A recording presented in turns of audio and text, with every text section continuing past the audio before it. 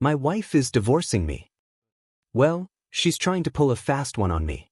She thinks she's going to get a lot of money, but there's something I haven't told her yet. Let me share it with you. It's funny how people can use and hurt you, but when you stand up for yourself, suddenly you're the bad guy. I'm a 53-year-old man, and this is about my second wife. Her name is Kayla, and we've been together for over 5 years. I lost my first wife in a car accident 13 years ago, when my daughter was 12. After that, I stayed single for a long time. Then, 4 years ago, I met Kayla at a bar. That same year, my daughter turned 19 and left for college in Pasadena. It was a very lonely time for me, and I started going to the bar after work almost every day. Losing my first wife was incredibly hard, but I had to be strong for my daughter. We leaned on each other. But when she left for college, my life felt empty. I started drinking more, staying at the bar late to pass the time. Kayla worked there as a bartender, and since I was there every night, she and the staff got to know me. After about a week, she came up to me and asked if I was okay. That's how we started talking, and eventually, we began dating. Kayla is much younger than me, 10 years to be exact, so I wasn't sure if I wanted to get serious. But she made the first move and asked me out. It helped me deal with my loneliness, though I never thought we'd have a long-term relationship because of the age gap. But Kayla was very mature for her age. She's a single mom with a 3-year-old son, raising him on her own after her boyfriend left her when she was pregnant. We bonded over our tough experiences. When things started getting serious, I told my daughter about Kayla, and she supported me. She knew how lonely I had been. When my daughter moved away, she wanted what was best for me. After dating Kayla for a year, we decided to get married in a small ceremony. Kayla didn't have much family except for her son and sister. They were both abandoned by their parents when they were little and grew up in an orphanage until they could make a life for themselves. Looking back, I realized that loneliness can make you vulnerable, and that's what happened to me. I was in a very vulnerable place and didn't think too much, just went along with falling for Kayla. The first year of our marriage was great. We were happy, in love, and went on trips and to parties. Her little son was always running around the house, and it reminded me of when my daughter was that age. I loved him like he was my own. Kayla left her job after a while because she wanted to focus on her son, who she felt she had neglected while building her career. I didn't mind since I was earning enough to support us. I have a real estate business, which I took over from my father after he retired. Everything was going well until my daughter came to visit me during Christmas. She warned me to be careful about spending too much money on Kayla. Until then, I thought I was just taking care of her needs and making her happy, just like I did with my first wife. But my first wife was simple and didn't care much for expensive things, while Kayla loved fashion and had a taste for designer clothes and accessories. My daughter must have noticed something I didn't, looking at it from an outside perspective. In a relationship, you shouldn't lose yourself or end up just following your partner's lead. In my case, I felt like Kayla was much younger and more beautiful than me, so I spoiled her. That's where I went wrong. After my daughter's warning, I started to be more cautious with money, which didn't sit well with Kayla. She figured out that my daughter had influenced me. Not long after we got married, Kayla quit her job and asked if we could have a joint bank account. She said she didn't want to ask me for money every time she needed something. But I wasn't comfortable with the idea of giving her full access to my accounts, so a joint account seemed like a fair compromise. I was the only one putting money into the joint account since Kayla wasn't earning.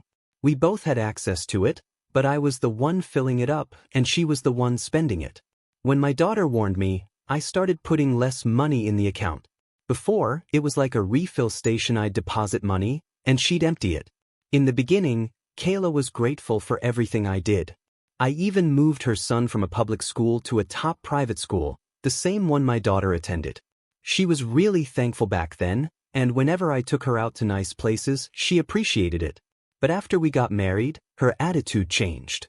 She started acting like she deserved everything, as if she had earned it herself. This began to bother me, especially after our second anniversary. Her expectations kept growing, and she wanted everything right away. That's when I started pulling back. I told her she was spending way too much and needed to cut back. She didn't take it well and started becoming distant. I'd come home from work, and she'd be out partying with friends, leaving her 6-year-old son at home or with her sister. I ended up spending more time with her son than with her. I was at a point in my life where I didn't want any drama, so I let her do what she wanted, but I stopped putting so much money into the account. This made her angry. She didn't need anything except money, so when I reduced how much I deposited, she started asking for it directly. It was hard for me to say no to her face, so I gave her money a few times, but when the demands got too much, I stopped. That's when she became really upset. She said I was pushing her to do something she didn't want to do. When I asked her what she meant, she just said I would find out soon enough. I kept being careful with money, and one day, Kayla angrily said to me, "Let me make this clear, you're not doing me a favor by supporting me. You don't deserve a young, beautiful wife like me, but here I am, so you should be happy and let me do what I want." After saying that, she stormed out of the house and didn't come home that night. I didn't bother to check on her, and when she returned the next day, we both acted distant, keeping our space from each other. While we were still going through this rough patch, one day I came home early and found her in bed with another man. It was someone she had known from the orphanage where she grew up. When I walked in, it was like she wasn't even trying to hide it. The man walked out of my bedroom, buttoning his shirt, looking nervous, but before I could even process what was happening, he was gone. It all happened so fast that I didn't have time to react, and by the time it sank in, he had already left. I'm not someone who gets violent or overreacts in the heat of the moment. Looking back, part of me had always sensed something like this might happen, so when I saw him coming out of my bedroom, I wasn't even surprised. I walked into the room and saw her getting dressed. I didn't yell or raise my voice. I just asked her calmly if she was cheating on me, and she admitted it. I could tell she was trying to provoke me, to get a reaction, but I didn't fall for it. Instead, I calmly asked her to leave. She didn't seem shocked or upset. She didn't argue. It was like she was already expecting this or had planned for it. She started packing her things, and that's when I realized her son wasn't home. I didn't even ask her where he was. She took some of her belongings and left the house. A week later, while I was at home, she came back. I saw her but didn't say anything, just ignored her. She handed me divorce papers and told me that I was suffocating and controlling, and that she needed her freedom. The divorce papers did catch me by surprise. Usually, when someone like her, who had been living off my money, wants a divorce, it means they're planning something big. I had a feeling she was after a lot of money, so I flipped straight to the part about alimony. Sure enough, she was demanding $500,000 from my parents' trust fund. You see, I come from a wealthy family, and my parents had put a few $1,000,000 in a trust for me. Being their only child, Kayla assumed I had access to all that money. That's when I realized her true motive. A few months ago, I was having a conversation with the trust committee about something, and Kayla overheard it. She casually asked me about the trust fund, and I didn't hide anything. I explained it to her, thinking nothing of it since this was early in our marriage. Fast forward to now, when she demanded $500,000 from the trust as part of the divorce. I couldn't help but laugh right in her face. It was obvious she didn't know anything about how the trust worked. I laughed hard, telling her how funny she was for thinking she could get her hands on that money. But instead of backing down, she bit her lip and coldly said she'd do whatever it took to get that money because, in her mind, it already belonged to her. Yeah, that was 5 days ago. I spoke to my lawyer today, and he gave me some things to think about before making any big decisions. One of the points he raised was about Kayla's son.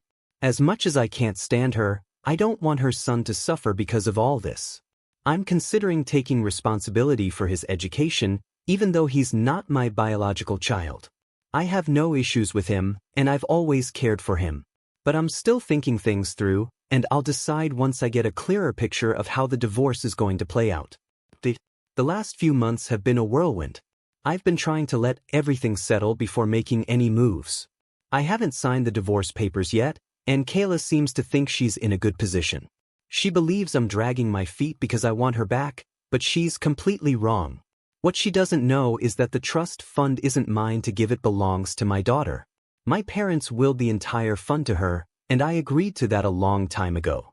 I'm making enough from my business to cover my expenses, but Kayla has no clue about any of this. Her lawyer recently approached us, suggesting we settle out of court.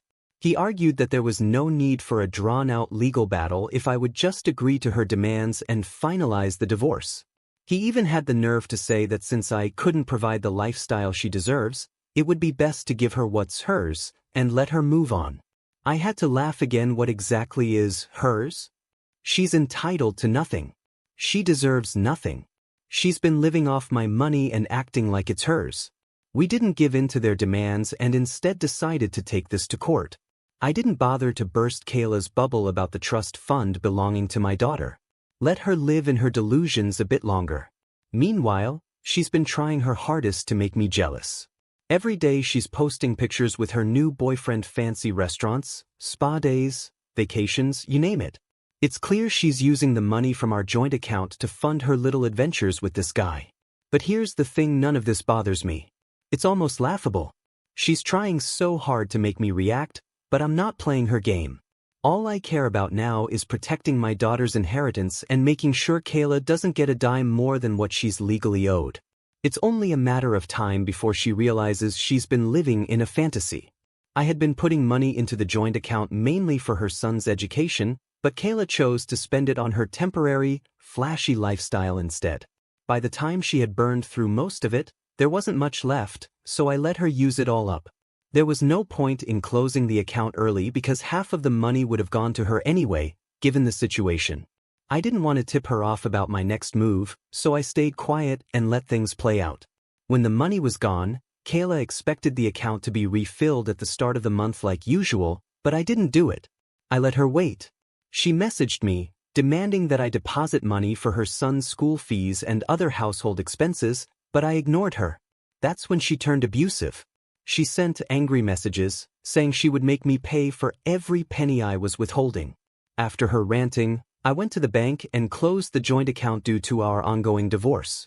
As soon as she got the notification that the account was closed, she went into a rage, bombarding my phone with abusive messages and voicemails.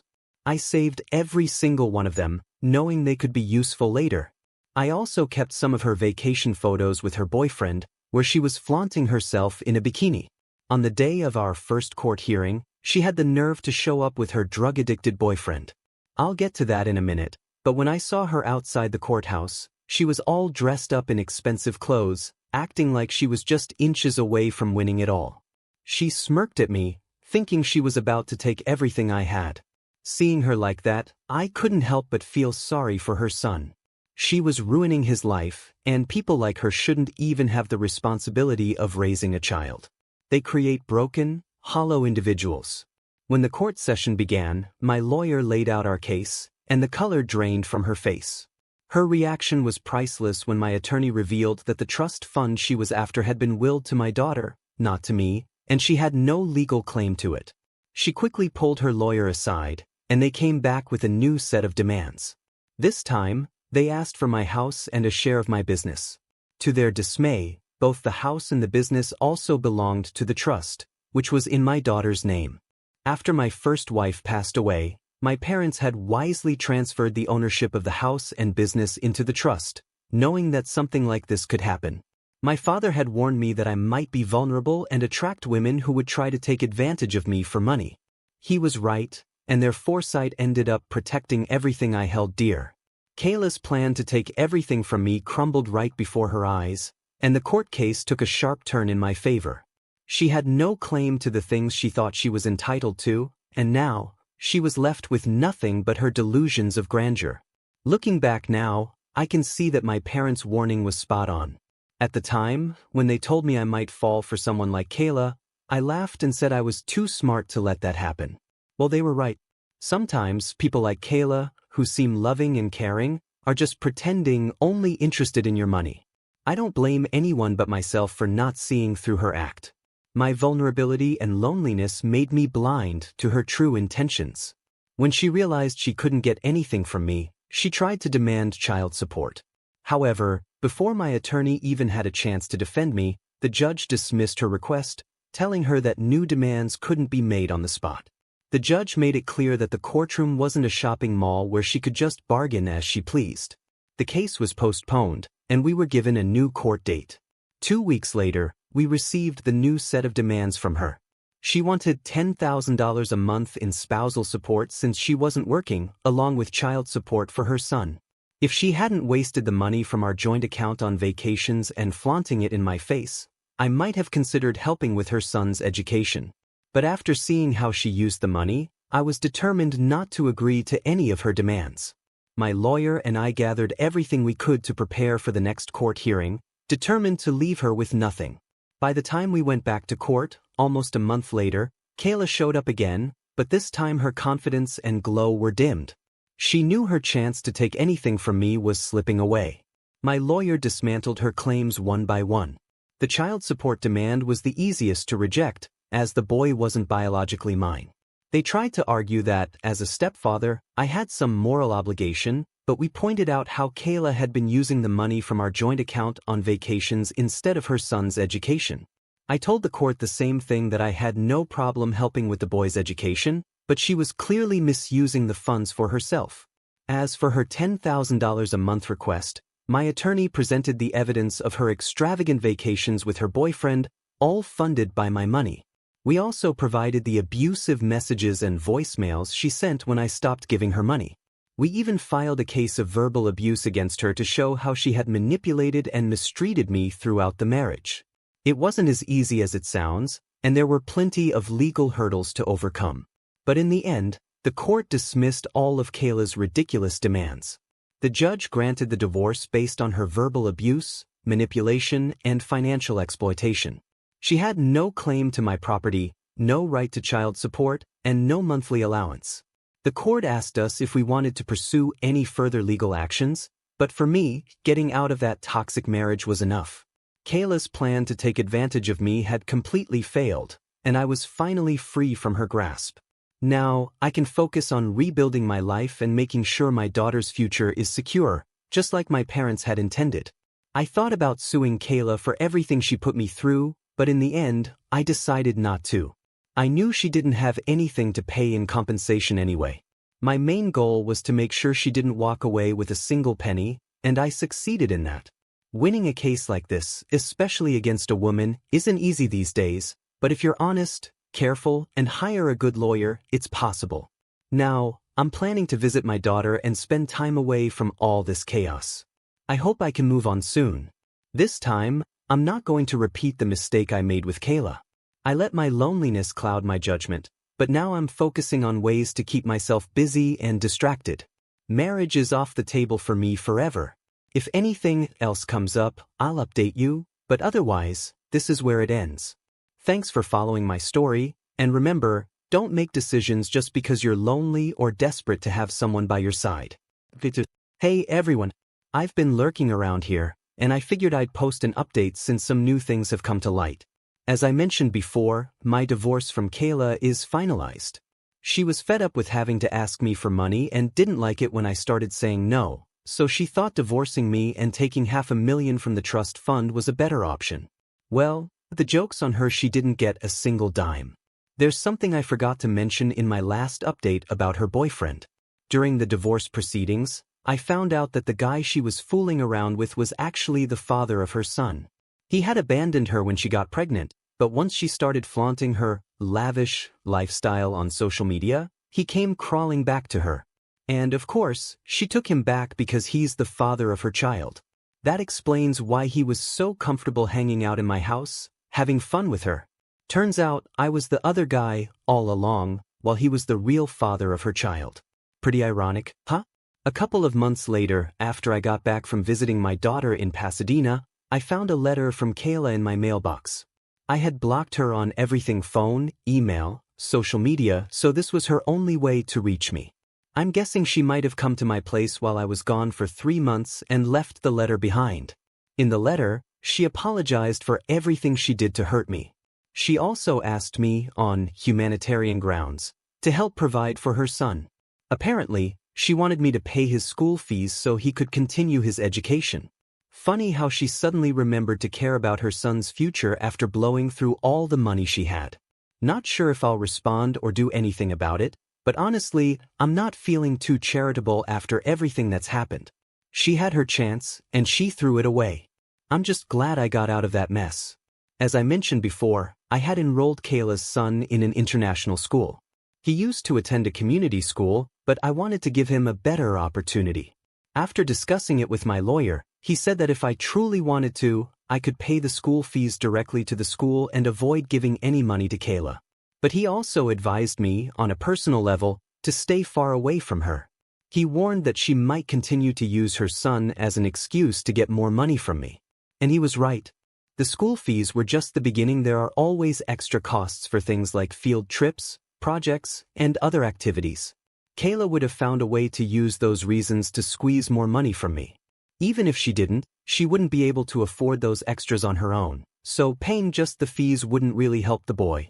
I felt bad for the child, but I realized there was no real solution that wouldn't leave me open to more manipulation.